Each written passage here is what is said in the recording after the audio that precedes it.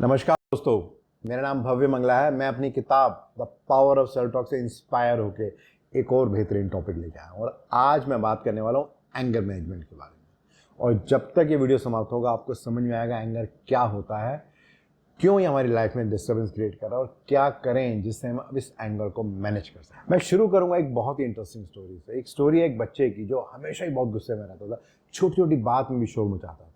सारा परिवार परेशान था, आसपास के लोग परेशान थे, वो भी कहीं ना कहीं परेशान था, लेकिन उसको ऐसा लगता था कि इसके बिना तो मेरा काम चलेगा ही नहीं। एक दिन उसके पिताजी को एक ख्याल आया, तो उसके बाद बहुत सारी कीलें लेके आए और एक हथौड़ी लेके आए। उन्होंने कहा, बेटा ऐसा कर, जब भी तेरे को गुस्सा आए ना, बाहर एक लकड़ी का दरवाज़ा है, वहाँ पे जाके कील ठोक दे। बच्चा कहता है क्या फ़र्क पड़ता है, ये भी एक गेम की तरह है, मैं कर लूँगा।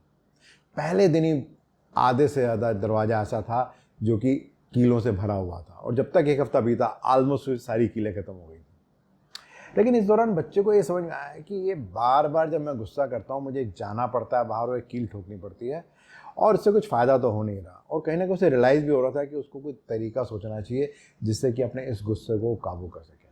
और उसने धीरे धीरे अपने अंदर उस चीज़ को काबू करना शुरू किया। कुछ दिन बाद ऐसा हुआ कि अब उसे कील गाड़ने की आवश्यकता बंद हो गई।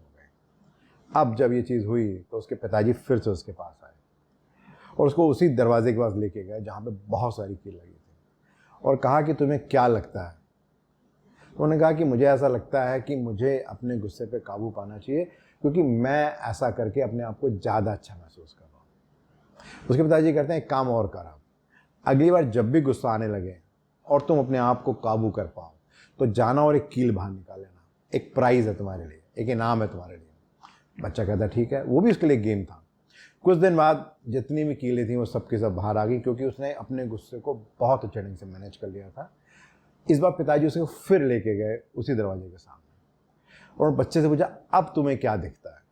बच्चा कहता है मुझे बहुत सारे गड्ढे दिख रहे हैं दीवार के अंदर। तो उसने कहा ऐसा ही कुछ लाइफ में होता है, हमें लगता है हम गुस्सा कर रहे हैं और हमने किसी से माफ़ी मांग ली तो काम हो गया, बट एक्चुअली में कुछ ना कुछ घाव ऐसे होते हैं जो रह ही जाते हैं और वो कई साल, जिंदगी भर, बहुत दिन चलते हैं। तो बेस्ट तो यही है कि अगर हम गुस्सा ना ही करें तो सबसे अच्छा है। और कुछ कुछ हमारी लाइफ में ऐसा ही तो होता है कि हमें लगता है कि हमने किसी से गुस्सा कर दिया और उसका उससे माफ़ी मांग ली और हमें लगता है बात खत्म हो गई, लेकिन कहीं ना कुछ दाग रह ही जाता है। भागवत गीता में एक बहुत ही अच्छी बात बोली है भगवान कृष्ण ने। उनका कहना है कि क्रोध से मूर्खता उत्पन्न होती है, मूर्खता से सोचने समझने की शक्ति खत्म हो जाती है, बुद्धि नष्ट होने पर इंसान स्वयं नष्ट हो जाता है। इन जनरल अगर हम अपनी लाइफ में देखें तो ऐसे ही तो होता है, छोटी छोटी बात में हमें गुस्सा आता है। घर में बच्चे के नंबर कम आ गए, हम गुस्से हो जाते हैं। स्कूल में किसी ने काम नहीं किया, बॉस ने काम नहीं किया या कलीग ने काम नहीं किया ऑफिस में, हम वहाँ गुस्से हो जाते हैं। हम गाड़ी चला रहे हैं, किसी ने गाड़ी ठोक दिया, वहाँ गुस्से हो जाते हैं। तो जहाँ हमें मौका मिलता है वहाँ हम गुस्से हो जाते हैं। बट अगर आप कुछ दिन बाद उसी बात को दोबारा सोचिए, क्या आपका बिहेवियर कुछ डिफरेंट हो सकता था या एग्जैक्टली जैसा आपने कुछ दिन पहले किया था वैसे ही था। There is a very high possibility कि आपको लगेगा कि हाँ आप कुछ अलग ढंग से बिहेव कर सकते थे, लेकिन चूंकि हमारे आसपास सभी लोग वैसे बिहेव कर रहे हैं तो हमें जस्टिफाइड लगता है, हमें लगता है यही तो ठीक है, सारे लोग ऐसे कर रहे हैं, मैंने ऐसे किया तो क्या हुआ। एक बहुत ही अच्छी बात बोली गई है कि क्रोध मुक्ता से शुरू होता है और पश्चाताप पर समाप्त होता है। तो ये बहुत समझने की इंपॉर्टेंट बात है कि ये जो भी मैं गुस्सा करता हूँ ये मैं क्यों करता हूँ और क्या सारे लोग ऐसे ही करते हैं, क्या सभी लोग इसी तरह से ही गुस्सा करते हैं जिस तरह से मैं करता हूँ।